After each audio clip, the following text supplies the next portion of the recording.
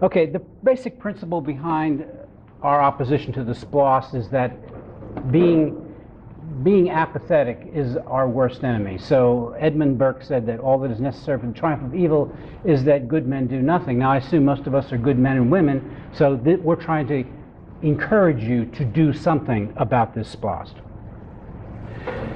The first parameter for why we're opposed to the SPLOST is because of what it costs families. Defeating the SPLOST will save the average four-person household, this is a conservative estimate in Cobb County, of at least $240 a year or $1,440 over a 6-year life of the SPLOST. What advocates of the SPLOST, this particular one, has failed to do is they have not yet made a convincing business case for the SPLOST. They have not answered the basic questions of who asked for it, is there a problem to be solved, what is the purpose of the SPLOST, of the project, what goals are to be achieved, how many people will be served by this project, and what benefits are expected for the public, and finally, what will the future cost to operate and maintain these projects. Larry Savage, who's been involved in the Liberty Movement here in Cobb County, I want to quote him as saying, "No one in the business world would even consider committing $750 million based on a list of proposed projects without evidence that there will be any beneficial results."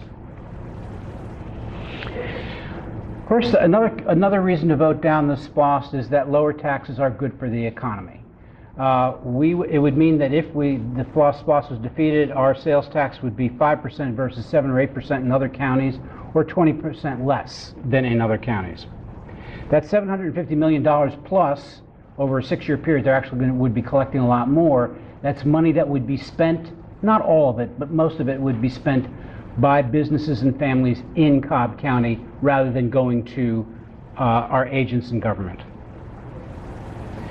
One of the biggest problems with this particular SPLOST is that this project list items are not at all specific. Just to give you some examples, the $400,000 railroad quiet zone at a crossing to be determined. That's on page 17 of the project list. That's one small example. This goes over and over and over and throughout the whole project list. It really encourages special interests to use the SPLOST as a slush fund, and items that are defined as Tier 1 or Tier 2, as I mentioned before, once the $750 million is spent in Tier 1 projects, additional money will be spent on Tier 2, which is they've got a wish list of about $338 million on top of that. So we're talking about over $1 billion over 6 years. The county has not the advocates have not taken into the fact that collections are underestimated. It doesn't take into account that there's an economic turnaround that's going around here. It's not very robust, it's rather weak, but nonetheless property values are going up and more money is coming into the county as a result. It does not include or take into account the increase in collections that would occur from sales taxes at the current level with the introduction of the Braves. And we have a real issue with the issue of Tier 1 and Tier 2 projects. There's nothing in the Georgia Constitution which allows for that, and this seems to be, in my view and the view of others that have looked at this, as sort of something that the county has made up. So once we spend all the money in the projects that we are supposedly specifically listing, then we'll just have a Tier 2 list. And if we spend all the money on that, maybe they'll go to Tier 3 and Tier 4 and Tier 5. So the Tier 2 projects, they are even more open-ended than the Tier 1 projects. For an example, $1 million to the city of Smyrna for public safety equipment, page 66. What safety equipment? For what purpose? Where is the need? Bottom line, this SPLOST is a blank check. Now, I was going through the SPLOST list here just a little while ago, and I'm worried about the power running out, but I saw something that kind of was amazing in Ackworth, page 60 of 66. Ackworth projects to be implemented if additional funding becomes available. Mitchell Hill Drive, $2,500,000. Okay, well, what are you going to do on Mitchell Hill Drive? Overlook Drive, $1 million. Wexford Downs Way, $750,000. It's all there, guys. It's unspecific, unspecified. They threw this together in haste. Now let's look at the math on the Tier 1 and Tier 2 projects. The total amount of Tier 1 projects do not specify how and why money will be spent, used to be determined for justification, or which are not special purpose and should be budgeted out of general revenues, or which are identified as miscellaneous spending comes up to $221 million out of the 750. The total amount of Tier 2 projects that fail to meet that above criteria is 287 out of 338 million. So bigger difference in there. Other considerations in deciding whether or not to vote for or against the SPLOST is the need for the SPLOST is far less now than it has been in previous decades. Cobb has already collected billions in SPLOST dollars over the past 20 years, which should be more than enough to address the safety and infrastructure needs of the county. Growth in the county has slowed. You know, the big projects like the new courthouse and the new jail. We've got the new courthouse. It has 2 empty floors on it, but you know, that's another issue.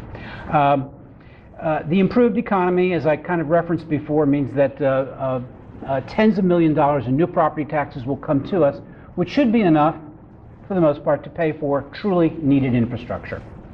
And when you add new facilities, when you turn Cobb County into Disneyland on the, what is our river? The Chattahoochee, yes, I'm sorry if I had a mind fart there for a second.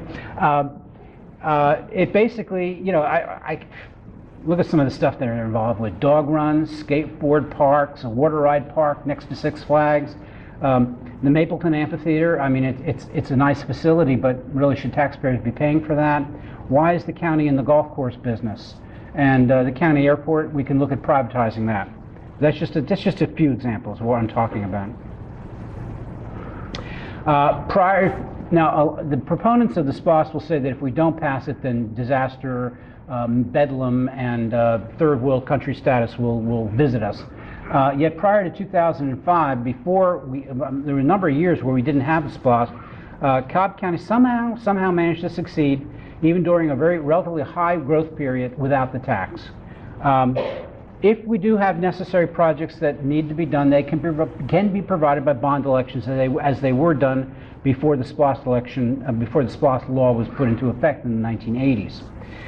Bonds allow for greater accountability and scrutiny by the voters. When a lending institution lends the county money to build a facility, they have to, like when a bank lends you money to buy a house, they have to know that you have the wherewithal to be able to pay for that and to be able to monitor their investment. Also, this 2016 SPLOST commits taxpayers to projects into 2022. That's 8 years away. Technology and needs will change before then. So if you're perfectly okay with the SPLOST, you should still have some concerns about the length of this SPLOST. Okay, out of the $527.9 million that name specific projects and spending, much is very highly questionable. I won't go through all of these, but I have a few that are really kind of twerks me a little bit here. $26.5 million to make C.H. James Parkway into 6 lanes from 4. I live right off of C.H. James Parkway, folks. And what it would do is that it would be 6 lanes until it hits the Paulding County line, and then it would go back to 4 lanes. So you would create a huge bottleneck. Not only that, that traffic does not justify 6 lanes. And the purchase of right-of-way that go along there and perhaps eminent domain that would be exercised as a result. Same thing, $63 million to make Roswell Road from 4 lanes to 6. They're going to run into the same problem when they hit Fulton County. A lot of talk about public safety spending. They have in the SPLOST $23 million for new public safety training center, including an indoor firing range. They don't really need an indoor firing range. There's other places you can go to get that done. But it was originally budgeted for over $60 million. So how, after they were going through the drafts, they went from 60 to $23 million is kind of interesting. $2 million for an equestrian center. Should taxpayers in our government really be financing an enterprise like that when we have all kinds of private farms, private horse farms that do all of the things that an equestrian center would provide us? Is it fair for the owners of private facilities to be taxed to support and pay for something which would compete and interfere with their ability to make a living? I don't think so. $1.7 million in Kennesaw for a new recreation center, a splash pad, and dog run upgrades. Now, I don't have anything against dogs. I don't have anything against sidewalks or bicycle paths, but there has to be a cost-benefit calculation related to that. And getting off on the sidewalks and the bicycle path tangent, they don't get used very much, whereas our roads do get used very significantly, and sidewalks and bicycle paths are very expensive. And if anybody has a special interest in bicycle paths, it would be me, because I'm an avid bicyclist, and I would love to have bicycle paths throughout the county, but I don't think I have a right to tax you to pay for my recreation. A few more. $7 million in Marietta to go towards 14-foot planted areas, a 6-foot sidewalk upgrade, decorative lighting, and landscaping, and I'll leave the best for last. $23.4 million for technology. This is from the SPLOST list, which allows government to focus more attention on aspects of customer service that are more challenging. Who the heck knows what that means? But this is what they, this is what they want you to. USB cables, that's what. Is that it? I can use the county's help here. The bus rapid transit, actually I prefer to call it, we got a new tag for it called the Braves Rapid Transit. The BRT, there's a lot of talk about, well, the BRT has been taken out of SPLOST, so we don't have to worry about it, so you should vote yes for the SPLOST. It's been simply deferred until the political landscape is more favorable. The Braves Stadium is going to cause horrible traffic problems, as if we don't already have them. It's going to be horrible parking issues, and that is going to be the Trojan bus by which the bus rapid transit or Braves rapid transit is going to be put into the county. I mean, I really don't think, I think it's been put on hiatus, but with 8 years to go, there's plenty of opportunity for the county government to figure out a way to get the BRT in there. If you like the BRT, then vote for the SPLOST. If you don't, as 70% of the population by polls indicate in Cobb County, then I encourage you to vote no. As I say, future commissioners can put it in under different pretexts. And to kind of reinforce that, Cobb's Director of Transportation recently discussed a new project. Actually, it's on their website, called the Cobb Connect. This is a mistake, Cobb Connector, it's Cobb Connect. And it speaks of this project, which is the BRT, in glowing terms, and that they're awaiting the results of an environmental impact study this fall. I guess once they get the results, will that be an opportunity for them to push for the construction of this? But I just want to disabuse the voters to think that the BRT is not there, because it is. They have to figure out another way to get it in. You can answer this question as well as I can, I hope. Can we really trust our elected leaders? Based on the Braves Stadium and the way that went down, and the total lack of transparency in the way the whole process was done, I'd have to say the answer is no. For one thing, they have inflated the tax benefits of the Braves Stadium. Taxpayers are told not to be concerned about increased traffic. They have every reason to be concerned. Now, I mean, you know what the intersection that is? 285 and I-75. Anybody here go through there during the rush hour? Okay. Can you imagine what that's going to be like during game night at 7 o'clock? I mean, they say they're going to build some additional infrastructure to build that, which is going to be an additional tax on taxpayers if the SPLOST passes, because not only have they got a huge array of taxes to pay for the Braves, but they're also going to use this SPLOST to pay for it. In fact, when they took the BRT funding out of the SPLOST, they are going to take that money, and it's already been admitted by the chairman that a significant amount of that money is going to go into the go for infrastructure for the Braves Stadium. So we're paying for a lot more than we bargained for, but we didn't bargain for it. That's the whole thing. So politicians are not telling us to trust them regarding the SPLOST spending, and the bottom line, like you've heard this when you were growing up, fool us once, shame on you, and fool us twice, shame on us. And actually, it's been, if they pass this, it'll be fool us 3 times. Page down. Okay. Oh, wait. Sorry about that. Okay. Now, I put this slide up here because asking, can we trust our elected leaders? This is the lawn sign. The last time they passed the SPLOST or campaigned for it in 2011, this was the sign that they had all over Cobb County. This was their signature sign. Vote yes for low taxes and no debt. What they argued was that if the SPLOST passed, then enough money will come into the county that we won't have to raise property taxes. 4 months later, the millage rate went up by a huge and significant portion. So based upon past experience and past behavior, I think I can think we can make a good, firm conclusion that they are not to be trusted with our money. There's a lot of things that we can do to oppose this. Our organization, the Cobb Taxpayer Association, we want to do lawn signs, literature distribution. We have a lot of. This is just sort of a list of the things that we would like to do if we have the resources to do it. And if you would like to join the campaign, then please go to our website here, www.cobbtaxpayer.com. And we're having, as a matter of fact, we're having our membership meeting on September 20th at the Lower Roswell Library.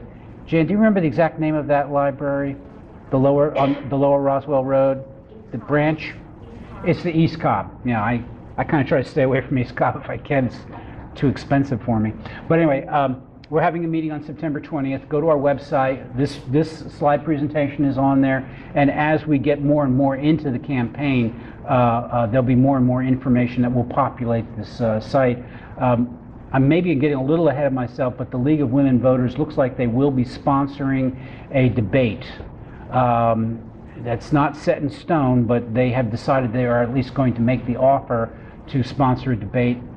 I've accepted the offer because I encouraged them to make the offer, and then we'll have to see what side. There is an organization that has been established to promote this, and the other side usually just, maybe this is sour grapes, but every time they run their campaign, heavily funded by contractors, I call it the contractor lobby, or the concrete lobby, I should say.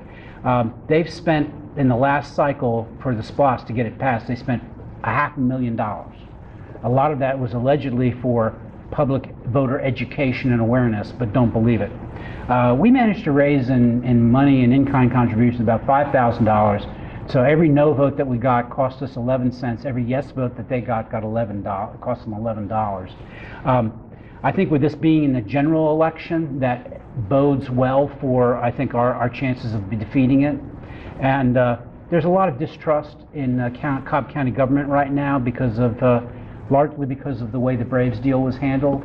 And the same people, the exact same personalities who are strongly pushing for this SPLOST is the same people who push for the Braves deal.